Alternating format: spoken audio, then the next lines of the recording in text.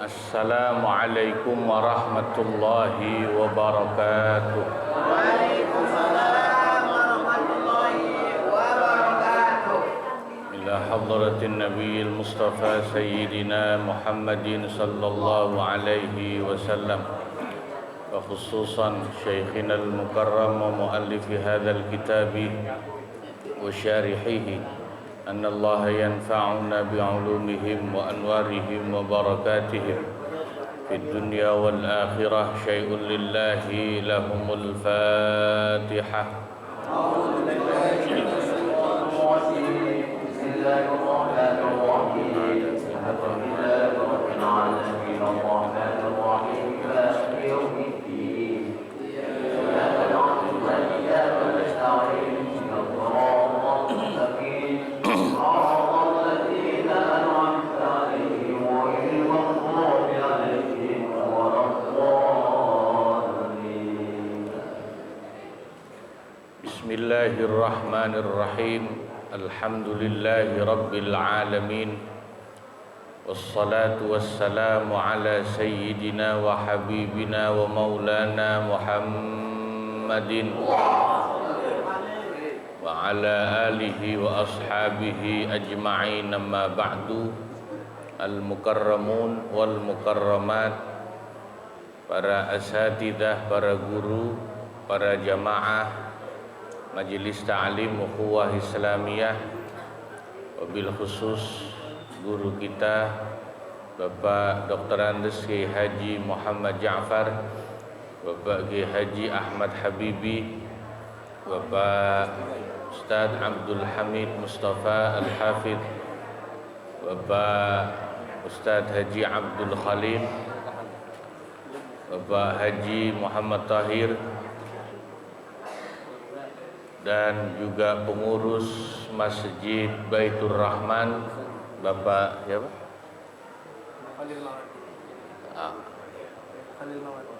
Pak Ustadz Haji Abdul Khalik Mawardi, para jamaah yang dimuliakan Allah, Bapak Ibu. Pagi hari ini alhamdulillah kita bisa lanjut ngaji kitab Fathul Mu'in. Mari sama kita buka halaman 13 ya. Betul. Alinea atau paragraf ketiga. Bismillahirrahmanirrahim. Wa nudiba lil wali ardu mauliyatihi ala dhawis salahi. Dan disunnahkan bagi seorang wali nikah, bisa ayah kandung atau yang lainnya. Umumnya wali nikah itu ya ayah kandung. Apa yang disunnahkan? Ardu mauliyatihi, menawarkan putri yang diwalikannya, ala dhawis salahi, untuk dinikahi orang-orang yang punya kesalehan. Hukumnya sunnah bagi seorang ayah kandung yang mau menikahkan anaknya, menawarkannya kepada laki-laki yang saleh, yang ahli ilmu, ahli ibadah. Sebagaimana dicontohkan dulu oleh Sayyidina Umar ibn al-Khattab radhiyallahu an. Beliau punya putri namanya Siti Hafsah. Baru saja ditinggal mati suaminya, maka beliau tawarkan putrinya itu kepada Sayyidina Abu Bakar. Kebetulan Sayyidina Abu Bakar tidak bisa menikahi, lalu Sayyidina Umar tawarkan kepada Sayyidina Utsman. Pun akhirnya Sayyidina Utsman tidak bisa menikahi. Ya. Nanti ceritanya justru yang menikahinya adalah manusia yang lebih baik dari kedua sahabat itu, yakni Rasulullah sallallahu.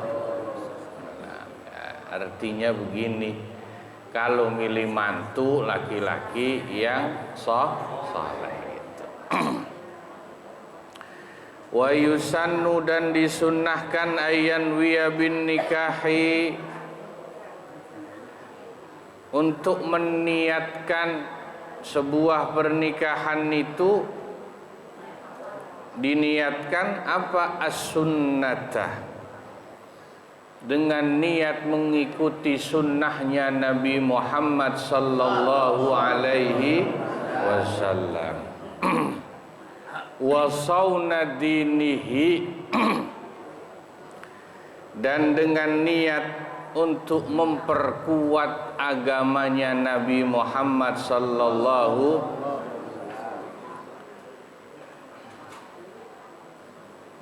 Wa innama yuthabu alaihi, dan sesungguhnya pernikahan itu hanya akan dibalas pahala oleh Allah. In qasada bihi ta'atan, jika diniatkan dengan pernikahan itu sebagai bentuk ketaatan kepada Allah, min nahwi iffatin, seperti dengan niat untuk menjaga kehormatan diri dan agamanya, itu namanya iffah. Awwaladin salihin, atau dengan niat supaya punya keturunan yang saleh. Ya, maka yang tidak kalah pentingnya fondasi pernikahan itu adalah niatnya. Harus diniatkan untuk taat kepada Allah, untuk mengikuti sunnah Nabi Muhammad sallallahu alaihi wasallam. Ya, ini penting. Tapi kadang-kadang salah penempatan. Nikah jelas itu sunnah Nabi, ya. Tapi yang sering dipakai alasan sebagai nikah sunnah Nabi itu bukan nikah, tapi nikah lagi. Saya nikah lagi niatnya ngikutin sunnah Nabi, Pak. Nanti dulu kalau itu. Ya.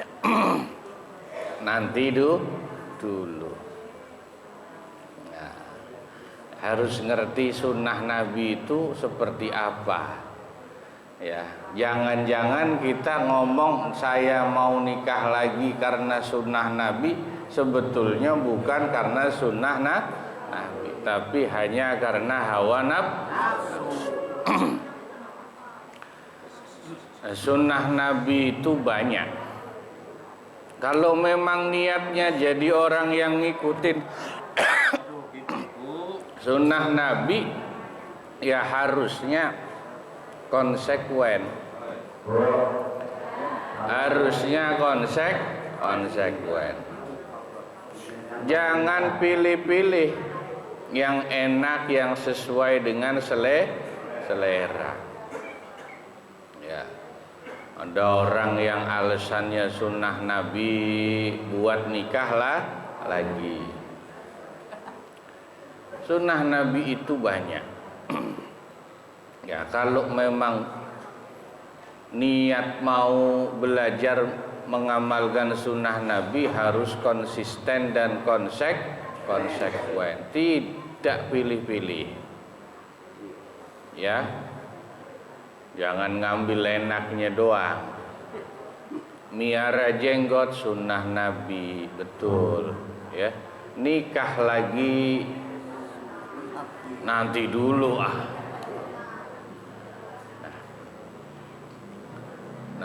banyak sunnah Nabi, rajin puasa, rajin tahajud sunnah Nabi, rajin sedekah sunnah Nabi. Nah, banyak orang sekarang terus terang ya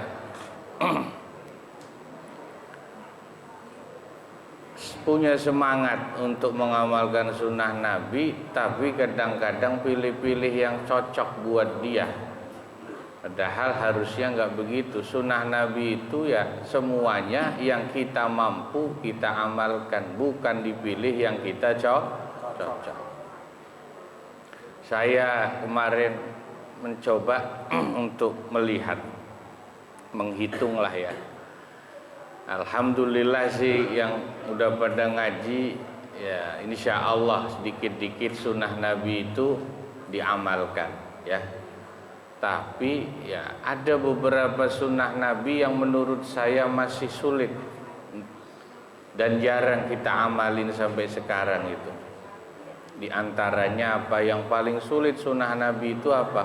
Bukan puasa sunnahnya, bukan tahajudnya. Kalau itu biar kata agak berat, insya Allah masih ada yang bisa melaksanakan bangun malam tahajud, puasa sunnah. Di antara sunnah Nabi yang cukup berat itu adalah kita mencontoh Nabi berbuat baik kepada orang yang membenci kita. Nah, kita biasanya kan cuman baik sama orang yang baik sama kita. Sama orang yang benci apalagi ngomongin jelek kita, biasanya kita membalas sama dengan kejelekan. Padahal Nabi tidak begitu. Wanita buta Yahudi yang selalu mencaci beliau saja, beliau datangi tiap hari, bawakan makanan, bahkan beliau suapi dengan tangannya sendiri. Nah, ini contoh kalau mau mengamalkan ya sunnah Nabi yang insya Allah besar sekali pahalanya.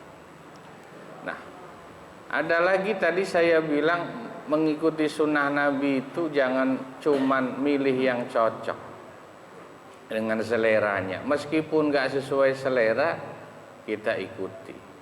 Mohon maaf bagi beberapa asatidz yang punya tugas untuk jadi khatib Jumat.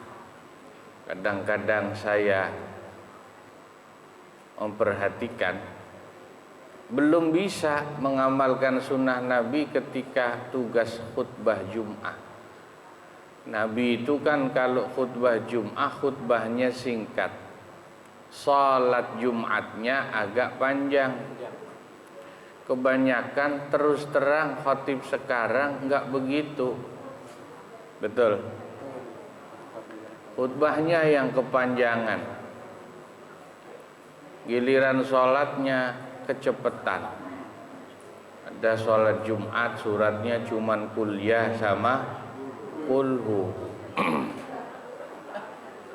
Khutbahnya bisa 25 menit. Ini kan agak kurang pas dengan sunnah Nabi.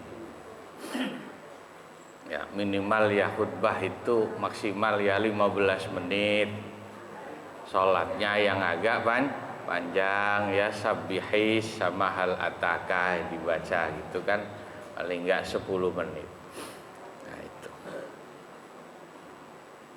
Nah itu sunnah Nabi.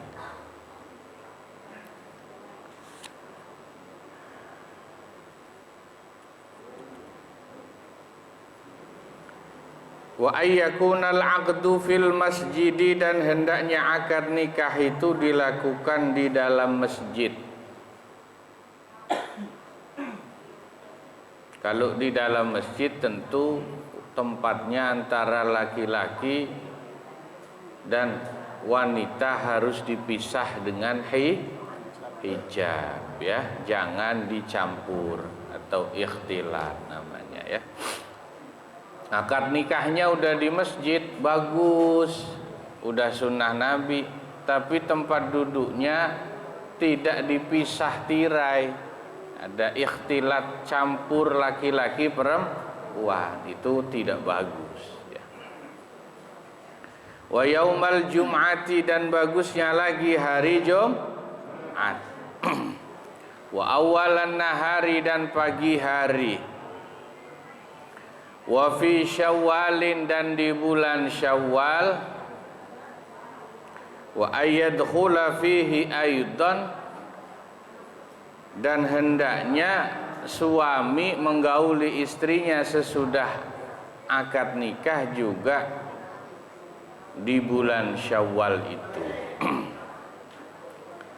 Menikah di bulan Syawal termasuk sunnah Nabi, karena Nabi menikah dengan Siti Aisyah di bulan Syawal. Tapi bulan yang lain juga baik, nggak ada bulan jelek ya. Nabi menikahkan putrinya Siti Fatimah dengan Sayyidina Ali bin Abi Thalib di bulan Safar. Orang Jawa bilang bulan Sapar, Muharram, Suro, Safar ya.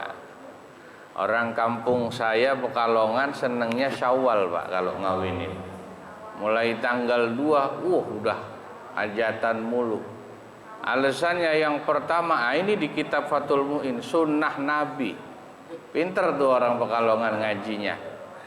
Yang kedua, pinter juga bikin hajatannya, nggak capek ngundang, orang yang dari Jakarta pada pulang semua. Yang ketiga, duitnya yang kondangan masih banyak, orang lebaran. Yang keempat, kagak usah bikin kue banyak-banyak, orang kue lebarannya banyak. Ya, biasanya kalau saya pulang kampung, pokoknya tiap pagi mulai tanggal 2 Syawal, orang sana akad nikah hijab qabulnya pagi. Kalau di Pekalongan itu akad nikah hanya laki-laki, mahkota santri, nggak ada perempuan. Hijab qabul itu laki-laki semua. Nanti siang habis dohor baru resepsi. Nah itu ibu-ibu banyakan. Nah, kalau laki-laki akad nikah nggak pakai makan di tempat, pakainya besek, dibawa pulang, berkat namanya. Beseknya itu biasanya masih ditempatin pakai bambu, anyaman bambu, enak tuh, khas tuh. Nah, Pekalongan pasti nggak ketinggalan namanya nasi megono. Orang Pekalongan khasnya begitu, besek pakainya tempatnya, tahu ya, anyaman bambu. Ya Allah. Jakarta nggak bisa Pak, hajatan bulan Syawal, orangnya pulang kampung semua. Ya, orang Jakarta mah yang penting udah nggak ngitung pakai bulan hari baik lagi orang Jakarta, yang penting tanggal muda, orang baru gajian. Hari Minggu yang penting, sama hari Sabtu dah orang libur, tanggal muda duitnya masih banyak. Jangan bikin hajatan tanggal tua di Jakarta, duitnya tipis. Nah ini penting disebut di kitab Fathul Mu'in, landasan pernikahan itu ibadah mengikuti sunnah Nabi, itu yang insya Allah bawa berkah ya.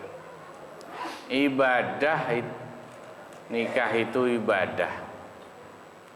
Kalau yang dicari hanya kenikmatan dunia, ya biasanya akan ada batasnya, tidak akan lama dari pernikahan. Tapi kalau niatnya ibadah, semakin lama semakin berkah. Contoh, ada suami istri pergi umroh. Kalau niatnya ibadah, ya pergi umroh suami istri itu bagus. Tapi kalau niatnya cuma buat gaya-gayaan, maka bisa jadi pergi ke Mekah itu tidak harus suami istri, bisa sendiri-sendiri. Jadi kalau nanti ada yang tanya, Pak, pergi haji, pergi umroh, bagusnya suami istri barengan atau sendiri-sendiri, tergantung niatnya. Kalau niatnya betul-betul ibadah, ya barengan suami istri itu lebih bagus. Tapi kalau niatnya tidak murni karena ibadah, bisa jadi lebih baik sendiri-sendiri, karena nanti timbul fitnah. Berangkat berdua bisa timbul fitnah, berangkat sendiri-sendiri juga bisa timbul fitnah. Ada cerita. Nah, ini buat renungan kita. Ya, biasanya salah niat itu bikin ibadah kita kurang berkah. Harusnya pergi ke tanah suci itu kan ibadah yang penuh berkah. Harusnya di sana tambah rukun, tapi suami istri bisa berantem, Pak, di sono. Dan itu sering kita dengar cerita begitu ya. Tempat yang suci, tempat yang mustajab, suami istri berangkat bareng, bukannya rukun malah berantem. Ada suami istri tawaf bareng. Harusnya kan tawaf di depan Ka'bah itu tempat atau makam yang mustajab untuk berdoa, akhirnya malah ribut. Kenapa? Soalnya selesai tawaf, suaminya nangis. Istrinya nanya, "Bang, kenapa nangis?" "Khusyuk ya doanya." "Enggak, mah, kenapa?" "Gua nangis ngelihat perempuan yang tawaf di sini cakep semua. Yang jelek cuman lu," katanya. Nangis suaminya. Istrinya enggak mau kalah. Muter lagi, habis itu gantian istrinya yang nangis.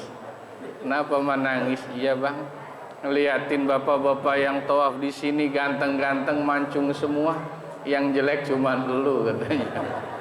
Berantem akhirnya ya. Ya hati-hatilah. Ya Allah ini.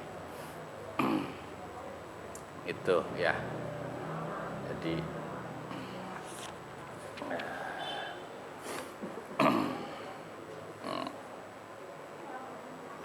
kita lanjut ya, yang paling bawah terakhir. Arkanuhu, adapun rukun-rukunnya nikah.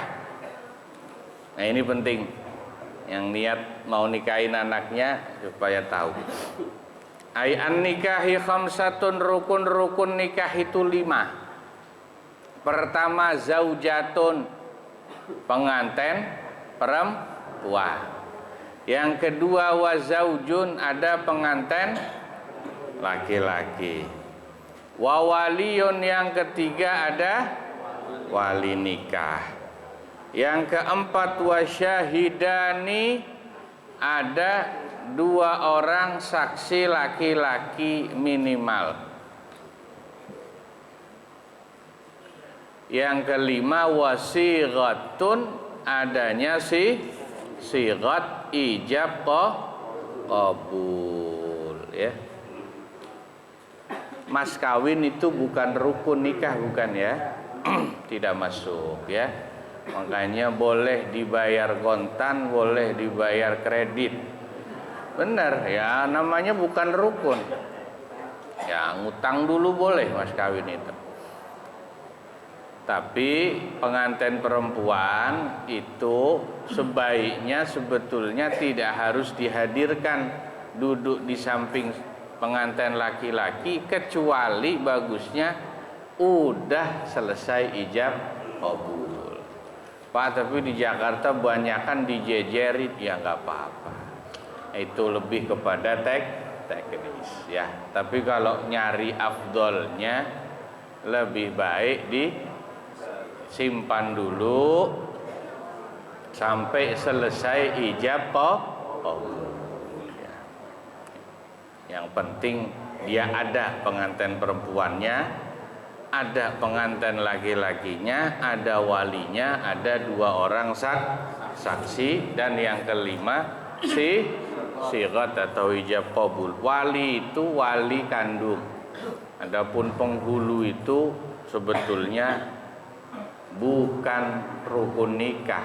Dia itu petugas yang ditunjuk oleh negara untuk mencatat akad nikah, maka disebut petugas pencatat nikah dari kantor urusan agama.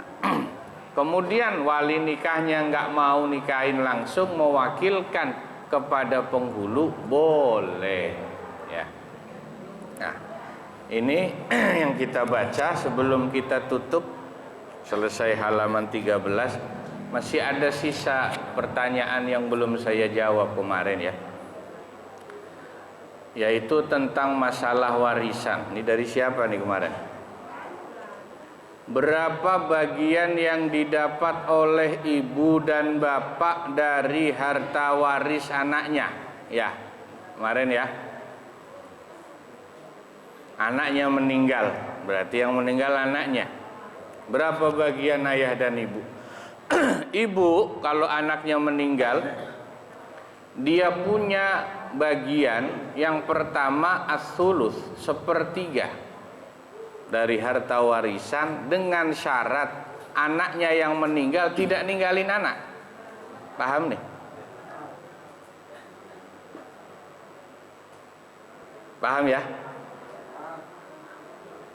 Syarat yang kedua, ibu bisa dapat bagian as-sulus sepertiga kalau anaknya yang meninggal tidak punya saudara. Kalau nggak ada saudara, kalau ada saudara berarti anaknya yang lain hidup.